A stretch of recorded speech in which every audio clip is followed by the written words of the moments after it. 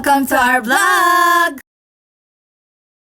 At dahil niyaya kami ng pinsan ko bumiyahe papuntang syudad, syempre sumama kami. Ay wow naman, kay sarap ng tulog ng mga babing ito. Sobrang daming building, nakakalula. Bago kami pumunta sa mga kamag-anak, dumaan muna kami sa mall kasi may imimit yung pinsan ko na friend niya. Wala lang, share ko lang.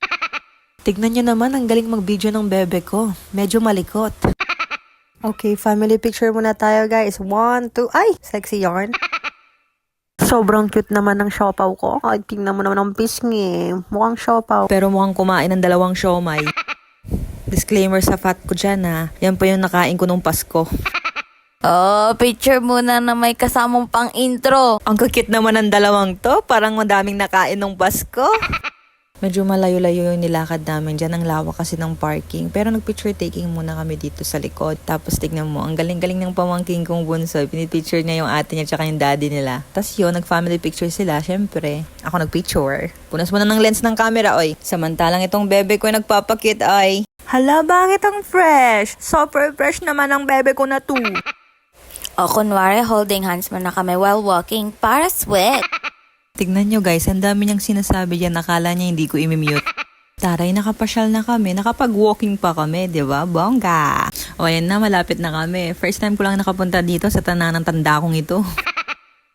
Di ba, malayo-layo yung nilakad namin. So, after nyon, kain na! Nagutom kami eh. Hindi naman halatang gutom ako, 2 yung manok ko. Tignan nyo naman si Bonsoy, video ko rin daw siya, flex na pagkain niya. After namin kumain, nagtambay muna kami dito sa may mga upuan. Dito sa, basta yun, ito na yun. Yan no, yan. Umupo muna kami. Ito yung magandang dilag. Puso ko yung nabihag. Wala nang ibang nais kung ikaw lang inay. Tamang chismisan muna habang hinihintay namin yung friend ng pinsan ko. O, tingnan mo naman. At nagpa-cute pa nga. O, yun yung hinahanap namin kanina sa labas. Ito lang pala. Pagkatapos namin maglakad-lakad sa loob ng mall, nagaya yung mga pamangking ko na maglaro daw sila sa play area. So, ito, nagpaiwan kami sa labas. After nilang maglaro, palakad-lakad lang kami. Tapos nakita nila to si ate, ang apakaganda, apaka-cute. Tapos nagpa-picture sila. After nilang maglaro, sabi nila sa mama nila, nagugutom daw sila. Tapos nagpabili sila tanghulo. Ano yan? Basta matamis, walang mintis. Ayan tayo, holding hands while walking na naman eh. Para kunwari, sweat. Papunta na pala kami sa bahay ng kamag-anakan niya. Diyan kami dumaan kasi diyan banda yung sasakyan nila. Ito yung pamangking kong napakaganda. Tignan mo naman, kamukha ako to eh. O, ito naman yung tubig alat. Ba't ko nasabing maalat? Tinikman ko kanina. Ayan, pauwi na kami. Papunta na kami sa bahay ng tito ng pinsan ko. O, ito, makikita niya yung pamangking kong maganda na kamukha ko. Diba? Magkamukha nga kami. Pares kaming damulag. Tingnan niyo naman. O, diba? Layo ng tingin ng bebe ko. Oy, ulo mo te! Ulo mo!